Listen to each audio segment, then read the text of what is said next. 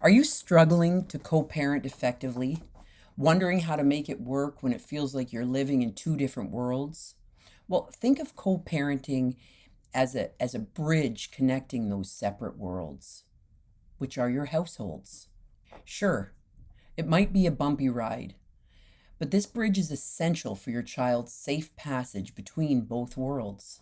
Today, I'm going to show you how to strengthen that bridge, ensuring that your child feels secure and loved and well looked after and safe and supported no matter where they are and which home they're at. Let's make this journey smoother together.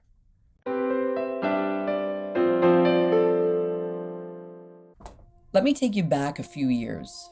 I was working with a client. Her name was Sarah. She was in the thick of it.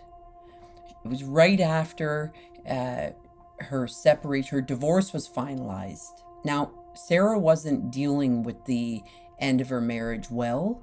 She was facing the daunting reality of co-parenting with her child's dad, named Steve, and their relationship was not great.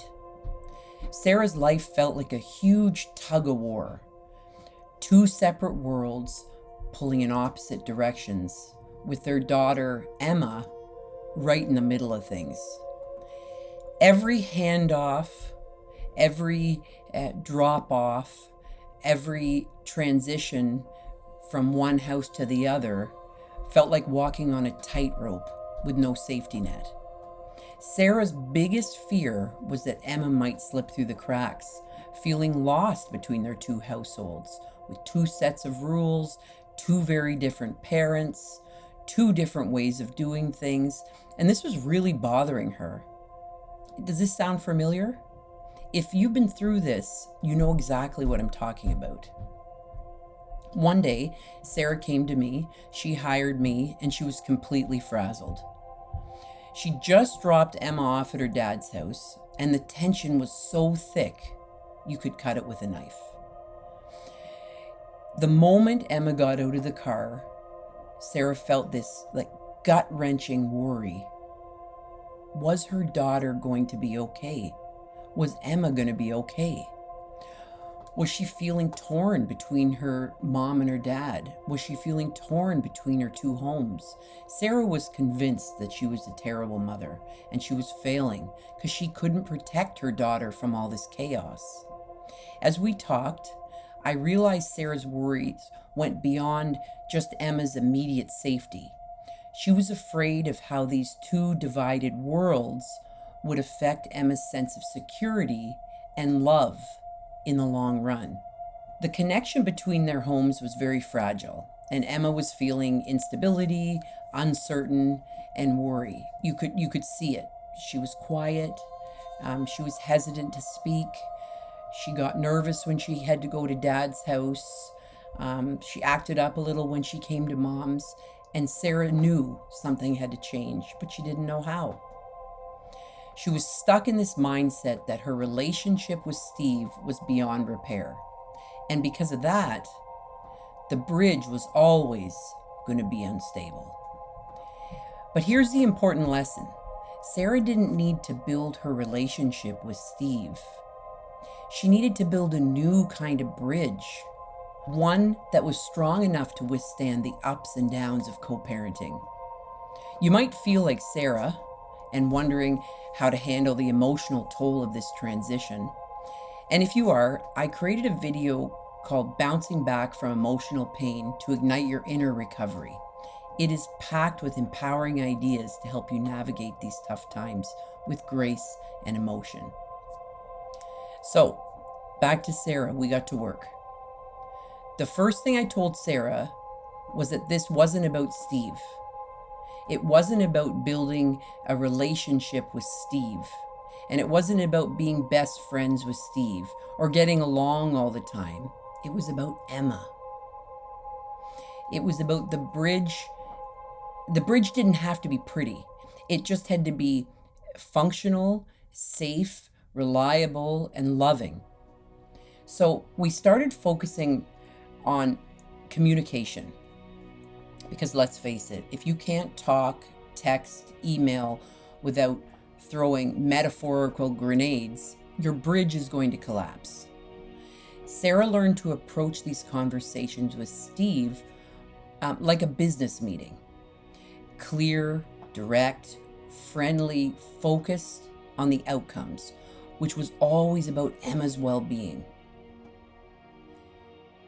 Next, we focused on consistency because kids really thrive on that. This is where many co-parenting relationships and situations fail, especially when parents have very different styles. Sarah and Steve were no exception. They had completely different parenting styles, but they both loved their child. I helped Sarah see that this wasn't a deal breaker. They didn't need to match each other's rules exactly. What was more important was creating a stable, loving, and predictable environment for Emma when she returned home to Sarah. Having a safe and consistent space in one home can be more impactful than trying to align every single rule across both households. It's not about being identical. It's about providing that sense of security, stability, and love in your own home. It's about controlling what you can control. You see, you can't control what anyone else does or says or how they act. You have no control over rules in someone else's home, but you do have control over your own home and how you're going to create that. But then came the hardest part, letting go of the past. See, Sarah realized that every time she held onto a grudge or dwelled on a past argument, she was weakening the bridge. So she started practicing what I like to call strategic amnesia. And it's not about forgetting everything.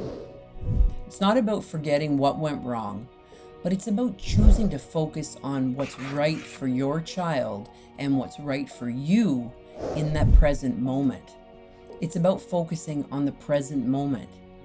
It's about focusing on the future that you want to create. So over time, something incredible happened. That shaky, unstable bridge, it started to hold firm. Emma began to relax. She wasn't caught in the middle anymore because she knew that no matter where she was loved and supported by both her parents. And she loved both her parents. The tension during handoffs eased up. Sarah and Steve weren't best friends, but they became reliable co-parents. Two people who could work together for the sake of their daughter.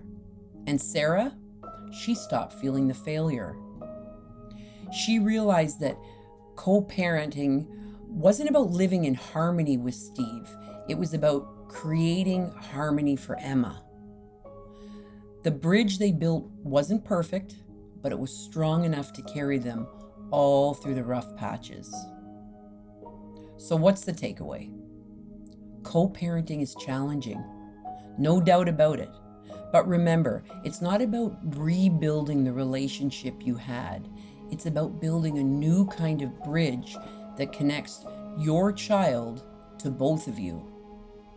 That bridge might be bumpy at times, and it may take some serious work to keep it strong, but it's the most important structure that you'll ever create as parents.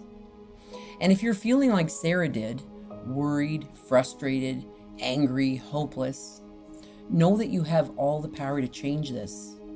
Start by focusing on love, compassion, communication, consistency, and letting go of the past. It will not always be easy, but nothing worth doing ever is, right? At the end of the day, your child doesn't need perfection. Your child doesn't need you to be perfect. They need you to be there to create that stable environment, to create that loving place that they can come home to, and the connection between both their parents. And that's exactly what you're going to give them.